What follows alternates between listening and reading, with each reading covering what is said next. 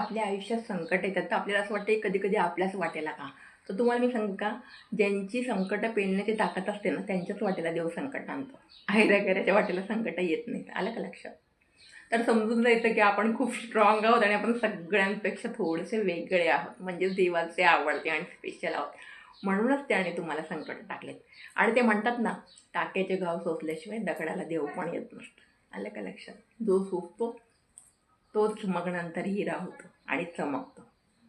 आलं का लक्षात? संकट येणार आयुष्य आहे.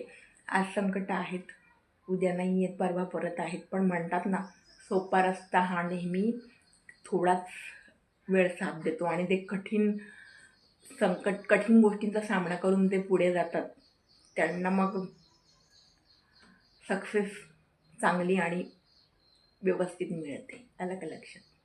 बाय.